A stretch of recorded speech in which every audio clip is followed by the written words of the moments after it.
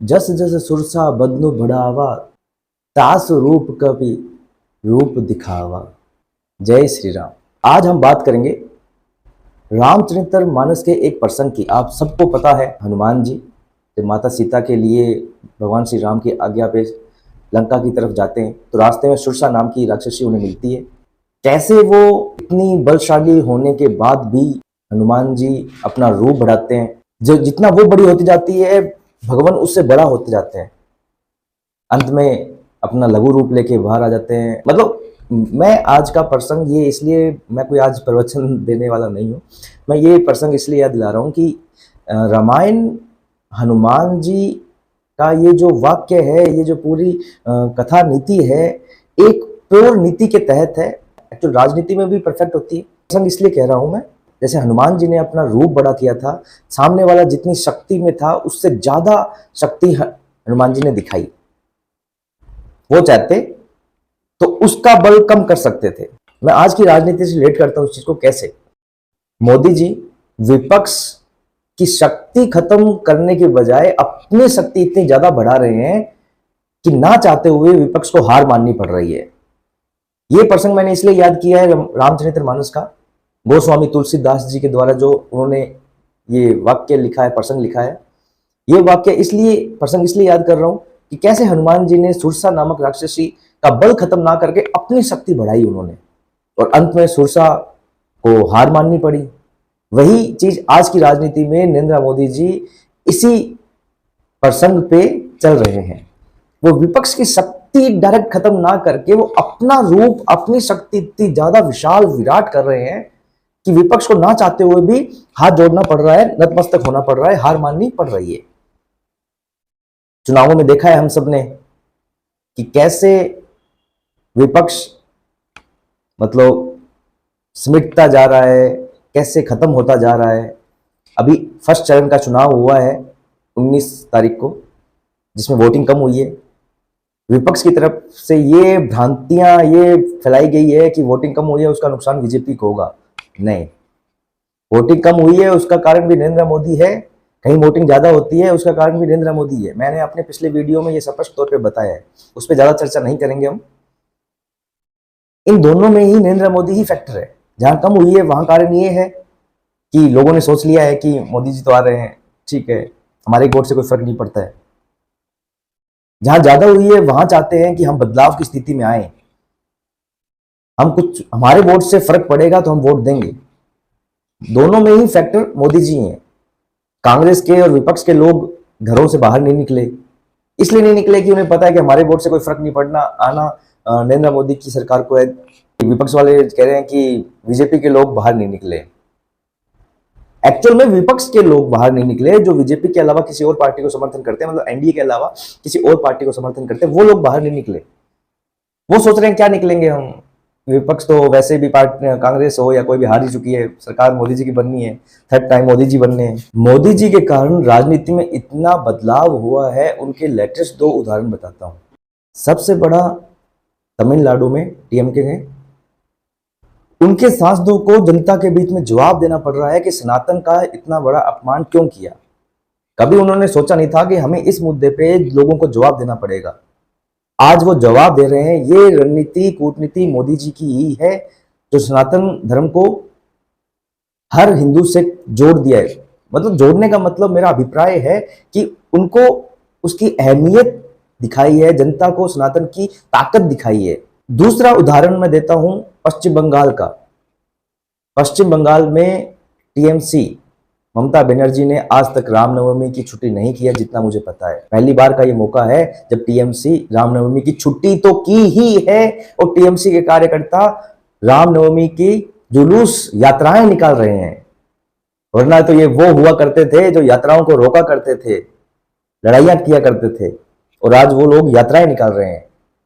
ये पूरा प्रभाव नरेंद्र मोदी जी की कूटनीति का है, अपनी शक्ति बढ़ाने का है, अपनी ताकत बढ़ाने का है। तो नरेंद्र मोदी जी ने लकीर एक ऐसे खींच दी है, जितने भी अब विपक्षी हैं वो अपने आप को बहुत छोटा महसूस कर रहे हैं। नरेंद्र मोदी जी की ताकत इतनी ज्यादा बढ़ चुकी है। तो ये आने वाला रिजल्ट 4 जून का, आप भी यही हैं, मैं भी यही हूं, आज 4 जून का ये चुनाव नरेंद्र मोदी जी की शक्ति बहुत बढ़ाने वाला है। नरेंद्र मोदी जी ने अभी पिछले दिनों का था, ये जितना भी हुआ ये सिर्फ ट्रेलर है और ये सत्य है। आने वाले समय में नरेंद्र मोदी जी बहुत कुछ बड़ा करने वाले हैं। ये विश्वास जनता का नरेंद्र मोदी जी पे है और मोदी जी का जनता पे है। इतने बड़े बड़े फैसले वरना आदमी नहीं ले पाता जितने बड़े बड़े फैसले नरेंद्र मोदी जी ने लिए हैं। नोटबंदी का फैसला छोटा नहीं है, जीएसटी का फैसला छोटा नहीं है, कोरोना में लॉकडाउन का फैसला। यदि नरेंद्र मोदी जी की जगह और कोई होता तो या वो निपट जाता, निपटा दिया जाता। इतने बड़े फैसले नरेंद्र मोदी सिर्फ और सिर्फ जनता के विश्वास पे ले रहे हैं कि उन्हें पता है जनता मेरे साथ है। थर्ड टर्म में भी इतना बड़ा सैलाब जनता का मोदी जी के साथ में होना, ये बात सत्य है। ये बात दिखाता है कि मोदी जी की ताकत बहुत बढ़ चुकी है, भारत में ही नहीं अंतरराष्ट्रीय लेवल पे भी।